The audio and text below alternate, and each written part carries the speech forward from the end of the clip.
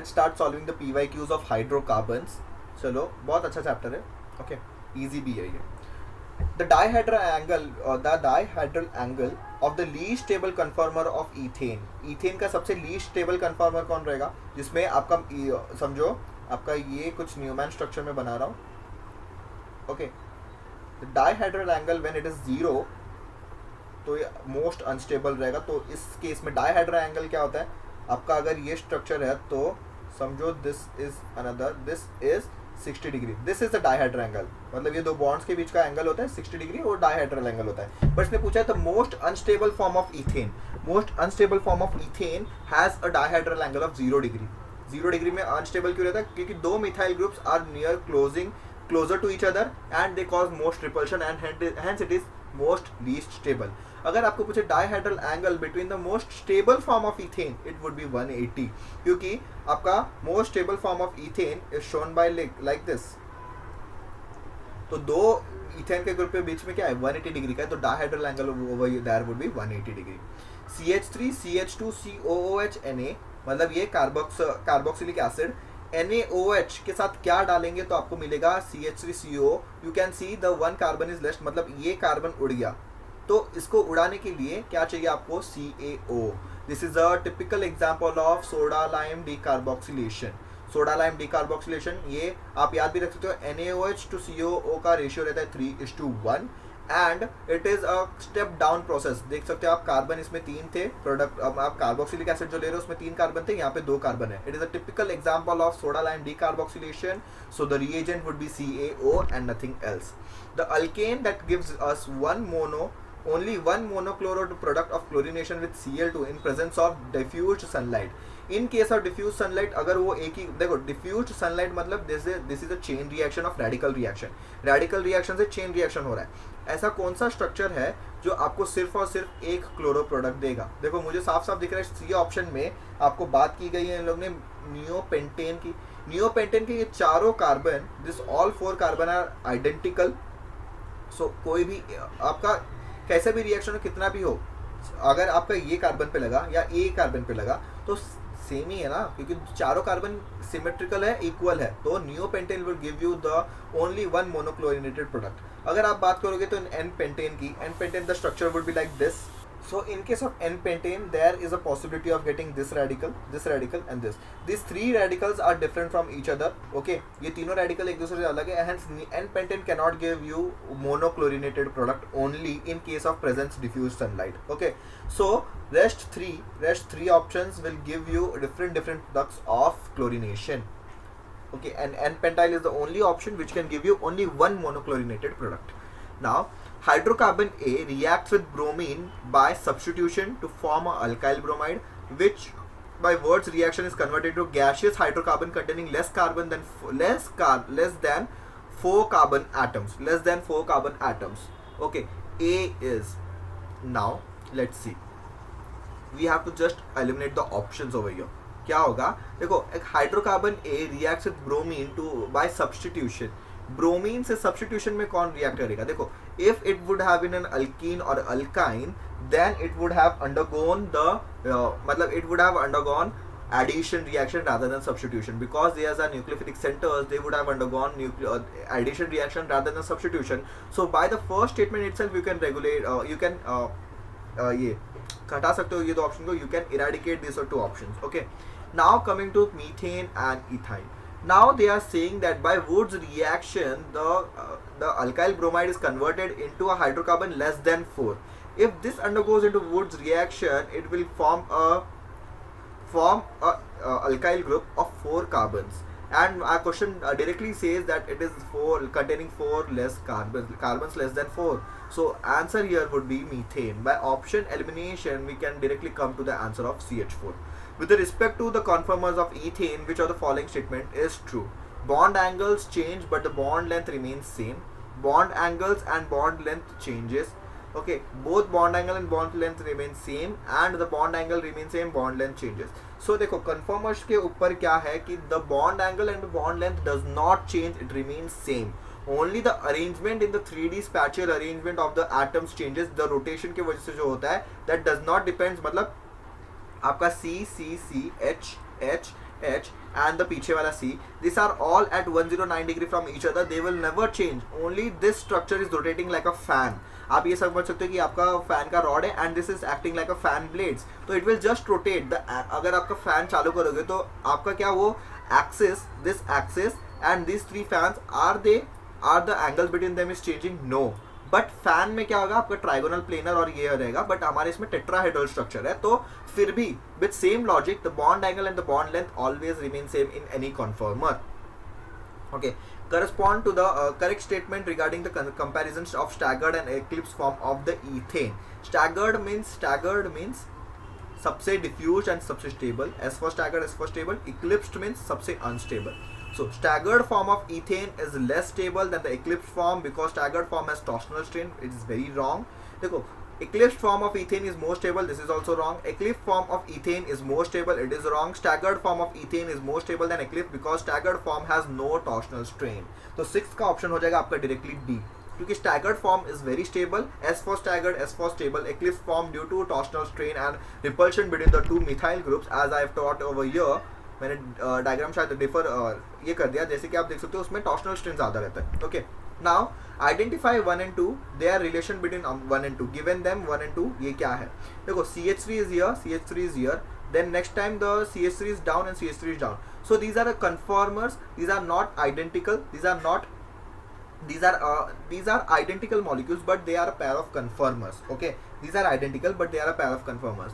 Okay, एक ही molecule है but conformation उनका change हो रहा है, but pair of conformer नहीं रहता तो we have gone for identical. The second best choice should be have a conformer. Okay, but we have been given like this, so conformer हो जाएगा. Which of the following is the most stable form of N-butane? We have to find that place where both CH3 groups are away from each other and we find it in case of, wait, हाँ, in this group.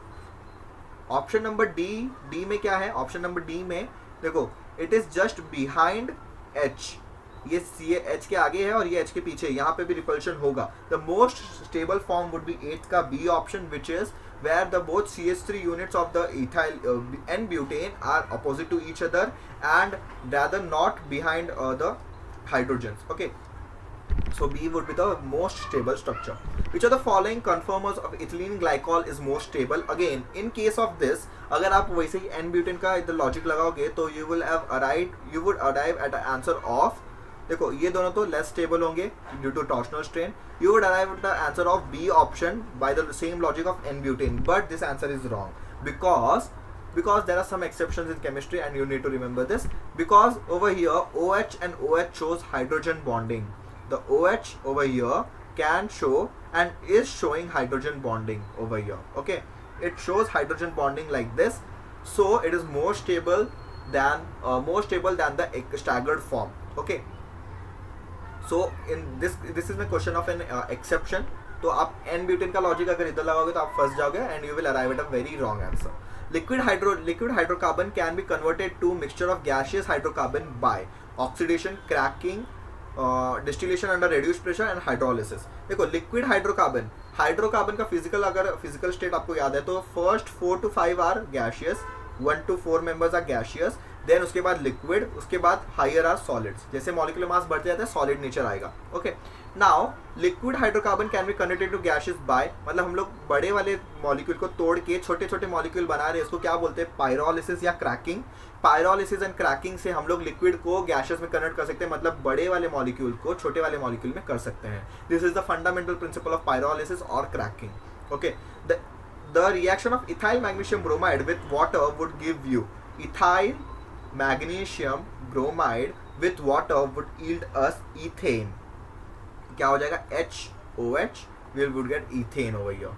Okay, in commercial gasolines the type of hydrocarbon which is most desirable is gasoline industry. देखो petroleum के ऊपर आया है question. The gasoline industry, for gasoline to be very effective it should be aromatic hydrocarbon such as toluene or branched hydrocarbon, फिर straight chain aromatic linear chain hydrocarbon. For in commercial use gasoline should be majorly a aromatic, क्योंकि aromatic hydrocarbons का आपका octane number बहुत ज़्यादा होता है, octane number is more. फिर branch भी हो सकता है, फिर आपका स्ट्रेट चेन, फिर linear. Straight chain hydrocarbon, linear chain, unsaturated hydrocarbon, ये दो तो होगा ही गलत. बट ब्रांच और एरोमेटिक में आपका एरोमेटिक शुड बी मोर. इसीलिए आपके तीन जो रिएक्शन है, आइसोमराइजेशन, फिर aromatization and cracking and pyrolysis, these are the three examples of alkane reaction which increases the octane number. So aromatization such as toluene and branch nature, ये दोनों ही correct है, क्योंकि branch hydrocarbon are also desirable and aromatic hydrocarbon are also desirable in high fuel industry. But this is, since it is a out of syllabus question, out of NCERT, but you should know for a knowledge. Okay, now the most stable formation of N-butane is skew form, staggered, anti, gotch and eclipsed. It is staggered anti form which is most stable. Gotch form किसे बोलते हैं हम लोग? Gotch form is shown by आपका this formation. कहाँ गया? Gotch. This structure is known as Gotch form. It is a little stable than this. इससे तो कई गुना स्टेबल है. इसमें दो मिथाइल ग्रुप आपस में है, इसमें दो methyl group at a angle of separation में. This is gauche. This gauche is the most stable than eclipse. Eclipse से तो थोड़ा ज़्यादा ही स्टेबल है, but it is less stable than this staggered. तो एंटी स्टैगर्ड होना बहुत जरूरी है इसमें. ओके, एंटी स्टैगर्ड का मतलब दोनों CH3 ऑपोजिट में, एंटी या स्टैगर्ड बोलते हैं उसको. Which of the following reaction is expected to be readily give a hydrocarbon product in good yield? Good yield hydrocarbon किस में मिलेगा आपको? देखो, आप ले लो कार्बोक्सिलिक एसिड, इलेक्ट्रोलिटिक ऑक्सीडेशन, आप silver salt of fatty acid ले लो, Br2, then ethane and HNU, and you are taking chloride, tertiary chloride with alcohol. Okay, tertiary chloride with alcohol. देखो, टर्शरी है, यहाँ पे अल्कोहल तो बनने से रहा, it will undergo elimination directly. It will undergo elimination and you will not get the desired product of hydrocarbon. Okay, hydrocarbon इतना अच्छे से नहीं मिलेगा यहाँ पे आपको क्लोराइड मिलेगा, but it should be mono. इसमें आपका डाई ट्राई सब प्रोडक्ट बन जाएंगे. Okay, the best answer over here is the electrolysis by Kolbe's electrolysis. इसमें आपका बहुत ज़्यादा हाइड्रोकार्बन का ये मिलता है, आपको पता है, रेडिकल रिएक्शन से यहाँ पे फॉर्मेशन होता है, इसमें ज़्यादा यील्ड होता है. The high yield is in Kolbe's reaction. In the free radical chlorination of methane, the chain initiation step involves the formation of chlorine free radical. Chlorine free radical is the first step. Then chlorine free radical will form methyl radical. Then methyl radical and chlorine radical will form various steps. Then the termination takes place by formation of chlorine, या तो methyl chloride या तो ethane. These three can be the possible termination products. Okay, ये भी पूछ सकते हैं लोग. Now next is alkane topic. Compound X on reaction with O3 followed by ZnH2O gives formaldehyde and 2-methyl propanol as a product. The compound X is, it is 2022 का best question, मतलब अच्छा question है, क्योंकि O3 and ZnH2O is an example of आपका ozonolysis of alkene. Okay, ozonolysis of alkene gives formaldehyde which is HCOH plus 2-methyl propanol. Propanol 2-methyl propanol. Now in order to arrive at a conclusion you need to write this like this. आपको ऐसे लिखना पड़ेगा O C C C and C. Okay, this is 2-methyl propanol and over here this is. Now to get the alkene you need to eliminate like this. तो आपको मिल जाएगा C H H C double bond C and C C and C. now इसका naming करना पड़ेगा आपको. Naming क्या होगा इसका? 1 2 3 4. Why from this? क्योंकि यहाँ पे फर्स्ट में ही आपको डबल बॉन्ड दिख रहा है, यहाँ पे सेकंड में सब्स्टिट्यूएंट है, तो alkene will get the priority. तो it will be 1 2 3 3 methyl but 1 ene as an answer. तो 16 का हो जाएगा आपका डी ऑप्शन करेक्ट. सो यहाँ पे आपका आईयूपैक का भी नॉलेज चेक हो गया, दूसरा अल्कीन का भी चेक हो गया नॉलेज, अल्कीन के ओजोनोलिसिस कैसे प्रोडक्ट बनाते हैं. तो रिवर्स ओजोनोलिसिस से हम लोग ऐसे अल्कीन बना सकते हैं, और ऐसा रहेगा तो आप इससे बना सकते हो product. Okay, now second question over here is next question of 2021. क्या आप you can appreciate the presence of HBr in presence of H2O2, not H2O2 but radical. This is the whole R2O2 is a radical. So looking by this HBr and R2O2 we can without checking the option हम लोग क्या बोल सकते हैं? It is anti Markovnikov rule, peroxide effect, Kharash effect, various forms. तो यहाँ पे क्या होगा? It would be formed least stable product. तो least stable product ये तो नहीं होगा, ये तो most stable हो गया. By hydrogen shift यहाँ पे tertiary carbocation बनेगा. It is not the product of anti Markovnikov. हमें anti Markovnikov ये तो नहीं होगा, ये भी नहीं होगा, the most favoured product is 17 का बी हो जाएगा, एंटी मार्कोनिकॉफ से जाएंगे तो लीस्ट स्टेबल प्रोडक्ट बनेगा। ओके अगर इसके साथ HCl होता है, HCl plus H2O2 would have given you anti Markovnikov, no it would have given HCl के साथ पेरोक्साइड अगर रहेगा, HCl HBr and HI, in presence of HCl HBr and HI the peroxide effect, peroxide does not play any role because it cannot produce chlorine radical from it, but HBr के साथ it can produce bromine radical, and you should remember that the peroxide effect travels via mechanism, radical mechanism, addition free radical addition reaction होता है इस case में। Okay and HCl in presence of peroxide do not give any reaction, मतलब it gives reaction but peroxide effect नहीं दिखाता है। HCl directly जाके आपका बनेगा मोस्ट स्टेबल प्रोडक्ट, जो कि इधर HCl आ जाएगा। ओके तो मोस्ट स्टेबल प्रोडक्ट बनेगा यहाँ पे। तो it was a good question. Next, an alkene on ozonolysis give methanol and as one of the product, methanol as one of the product. Okay its structure is, मतलब हमें इनके ozonolysis से methanol बनना चाहिए, एक इनके ओजोनोलिसिस से you should get methanol. तो ऐसा कौन सा है जो मिथेनॉल देगा आपको? देखो मुझे साफ साफ दिख रहा है ये स्ट्रक्चर के ओजोनोलिसिस से आपको क्या मिथेनॉल दिखेगा, मिथेनॉल नहीं मिथेनॉल, मतलब CH क्या हो जाएगा आपका, this is a methanol, no it is not a methanol. Methanol क्या होता है? फॉर्मल्डिहाइड, HCOH, उसका formaldehyde is a common commercial name, formaldehyde, और मिथेनॉल ये प्रोडक्ट है। अगर इसका ओजोनोलिसिस करोगे तो ही आपको मिलेगा मिथेनॉल, और किसी के ओजोनोलिसिस से नहीं मिल सकता। देख सकते हो आप, अगर if you do the ozonolysis over here would you get 1 carbon product? No. Here 1 carbon product? No. इधर आपको इथेनॉल मिल जाएगा, मिथेनॉल नहीं मिलेगा। तो option number B would be the only suitable answer for this. Now an alkene A on reaction with O3Zn gives a propanol and ethanol in an equimolar ratio. Addition of HCl to the alkene A gives B as a major product. The structure of A and B would be, मतलब आपको alkyne का structure बताना है, फिर alkyne में HCl डालने के बाद क्या बना वो भी स्ट्रक्चर बताना है। ओके सॉरी, आपको स्ट्रक्चर ऑफ B बताना है, पहले आपको A बताना पड़ेगा, उसमें आप अल्कीन डालोगे तो उसमें क्या क्या होगा वो पता चलेगा ना। Addition of A alkene to A में बताना है। तो A का स्ट्रक्चर कैसे बनाओगे? Propanon would be like this, propanon, and ethanol would be like this. If we go by reverse ozonolysis we get the product like this. So इसका अगर आप अल्कीन डालोगे, इसके केस में अल्कीन HCl, ये अल्कीन हो गया, इसमें HCl डालोगे तो मोस्ट स्टेबल कार्बोकेटाइन कहाँ बनना चाहिए? यहाँ पे टर्शरी, सेकेंडरी कार्बोकेटाइन, ये this would be secondary. Okay यहाँ पे क्या होगा, देखो ये अगर मैं इसका प्लेनर स्ट्रक्चर बनाओ, क्योंकि हमें प्लेन में देखने की आदत है बहुत, कि C और यहाँ पे C, ये जुड़ गया यहाँ से C और C पे। ओवर हियर अगर आप इस इधर कार्बोकेटाइन बनोगे इट विल बी सेकेंडरी, क्योंकि ये कार्बन 2 से जुड़ा हुआ है तो सेकेंडरी स्ट्रक्चर होगा। ये इधर कार्बोकेटाइन बनेगा, ये 3 से जुड़ा हुआ है, तो the third tertiary carbocation is more stable as we have studied in GOC। So over here the carbocation formation will take place and here only Cl will be joint. तो आपको ऐसा कोई स्ट्रक्चर दिख रहा है Cl, इसमें देखो Cl सबसे लास्ट में तो नहीं आएगा, Cl इधर भी नहीं आएगा, Cl would be over here this position, और Cl इधर नहीं आएगा। तो option number C would be the correct answer over here. Okay 20th question, 2,3 dimethyl 2-butene can be prepared by the heating of which of the following compound with a strong acid?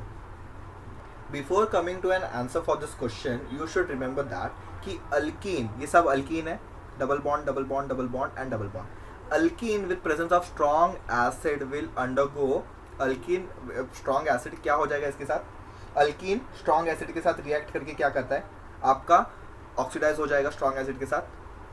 Alkyne देखो strong acid रहेगा H+ आके इसको intimate करेगा, इसको intimate करने के बाद इसमें आपका फिर कार्बोकेटाइन फॉर्मेशन ये होगा, फिर रीअरेंजमेंट होके आपको प्रोडक्ट मिलेगा।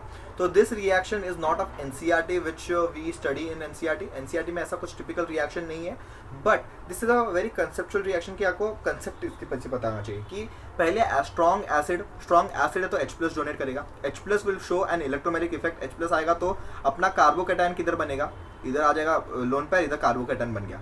Now this carbocation can be rearranged और what, yes it can be rearranged. Okay rearrangement क्यों होगा, क्योंकि देखो इसके पास हाइड्रोजन है, इधर से अगर ये आ गया तो इधर सेकेंडरी से अगर ये कार्बोकेटाइन इधर आया तो टर्शरी कार्बोकेटाइन बन जाएगा विच इज मोर स्टेबल।